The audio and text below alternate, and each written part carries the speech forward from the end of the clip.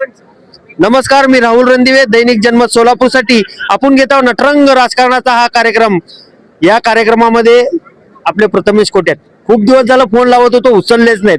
Direct phone आपलं AB form भरायला आलेत।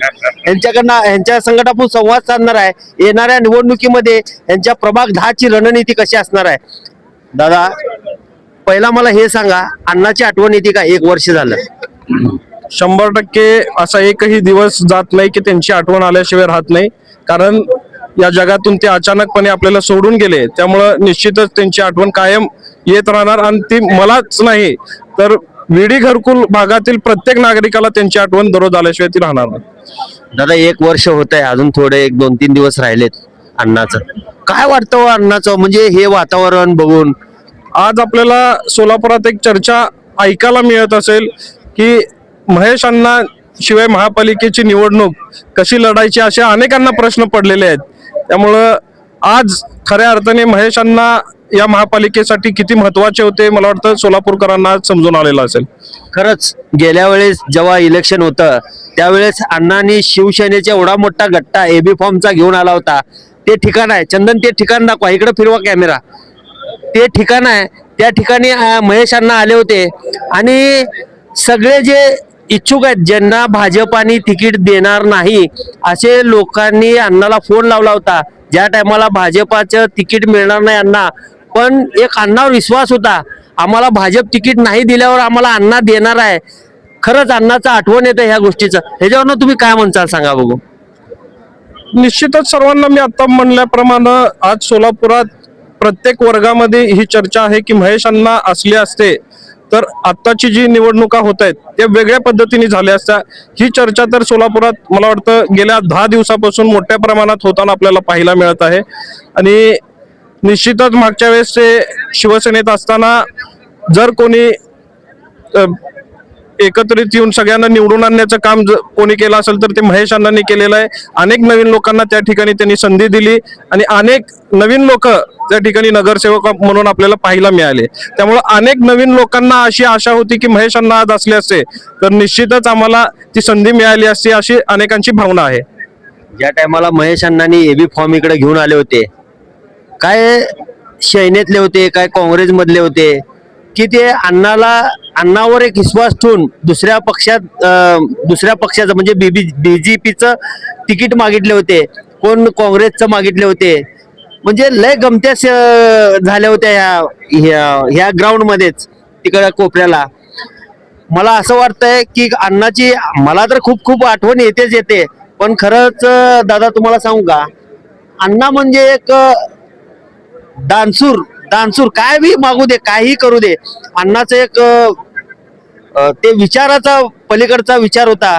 पण जसं अण्णाचे विचार आहेत आणि जसं माणुसकीच्या दृष्टिकोनाने चालत होते अण्णा, तसं आता प्रथमेश कोटेही नाहीत, देवेंद्र कोटेही नाहीत। हे एवढे टॅलेंट आहेत की कुणावर विश्वास ठेवायचं, कुणावर नाही ठेवायचं, आपल्याला काय निर्णय घ्यायचा आहे हे खूप काय चांगलं निर्णय घेतात। लय काय हे केले, पण आता बघितलं तर भाजप कोटेच्या हातात असल्यासारखं दिसतंय। दादा, कोटेच्या हातात भाजप आहे का नाही सोलापूरमध्ये? असं काहीच नाही आहे, ती फक्त चर्चा आहेत। भारतीय जनता पार्टीमध्ये कुठल्या एका नेत्याला महत्व नसतो, सगळ्या नेत्यांना एकत्रित करून भारतीय जनता पार्टी चालते। आणि तुम्ही जे बोलतायत ते अतिशय चुकीचं आहे, मला असं वाटतं। येणाऱ्या निवडणुकीमध्ये प्रभाग 10 ची रणनीती कशी असणार आहे? गेल्या 5 वर्षात आपल्याला माहिती आहे की ज्यावेळेस 2017 ते 22 मध्ये आम्ही नगरसेवक होतो, त्या भागातील सर्वांगीण विकासासाठी आम्ही सगळेजण आमच्या पॅनल मधल्या सगळ्या लोकांनी प्रयत्न केला। मग त्यात रस्ते असेल, ड्रेनेज लाईन असेल, पाईपलाईन असेल, दिवाबत्ती असेल, जे गोष्टीची कमतरता होती ती पूर्ण करण्याचं काम आम्ही त्या ठिकाणी केलेलं आहे। निश्चितच आता या 5 वर्षात आम्हाला त्या ठिकाणी जे लोकांसाठी वॉकिंग ट्रॅक असेल, गार्डन असेल, हे करायचं आहे। युवक मुलांसाठी एक लायब्ररी ओपन करून जेणेकरून त्या युवकांना फायदा होऊ शकतो। कारण आज आपण पाहिलात तर अनेक युवक जे विडी घरकुल भागातले आहेत ते IT या क्षेत्रात कामाला आहेत, वेगवेगळ्या पदांवरती आज ते कामाला जात आहेत। आणि घराची परिस्थिती हालाकीची असताना सुद्धा एक स्वतःवरती आत्मविश्वास ठेवून जिद्दीला पेटून ते सगळेजण शिकतात आणि मोठं होण्याचं काम करतायत। घराची परिस्थिती कमी असल्यामुळे जागा घरात अपुरी पडते, त्यामुळे त्या विद्यार्थ्यांना अभ्यास कुठं करायचा हा प्रश्न येतो. त्यामुळे निश्चितच येणाऱ्या काळात एक चांगलं लायब्ररी आम्ही त्या ठिकाणी करू आणि घरकुलच्या सर्वांगीण विकासासाठी महेश अण्णांनी ज्या पद्धतीने काम केलं गेल्या 30 वर्षामध्ये त्याच पद्धतीने आम्ही सर्वजण मिळून या पुढील काळात करू.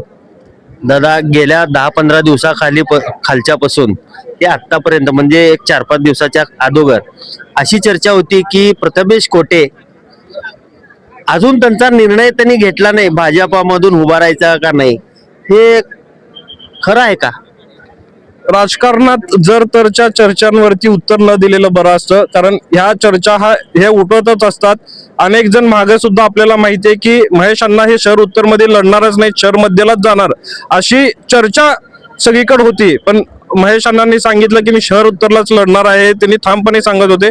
पण त्याच्यावरती ते चर्चा कोणी तर त्यांच्या बाबतीत उठवत होते.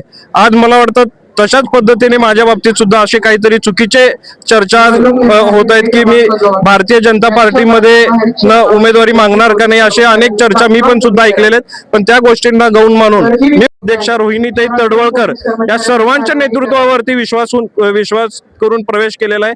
त्यामुळं असल्या चर्चांना मी महत्व देण्याचं कारण नाही. कोण चर्चा केली असेल असं तुम्हाला वाटतंय? आता ते मी सांगू शकणार नाही, चर्चा हे होत असतात. तुमचे विरोधक असतील ना, तुम्हाला असू एक तर शकतील. विरोधक आहेत ना. असू शकतील ना, म्हणजे त्याच्यावरती मला माहिती नाही कोण केलेत, पण आहेत चर्चा. धन्यवाद दादा, खूप काही चांगली माहिती दिली आहे दादानी. मी चंदन बोलू सर, राहुल रणदिवे, सोलापूर न्यूज.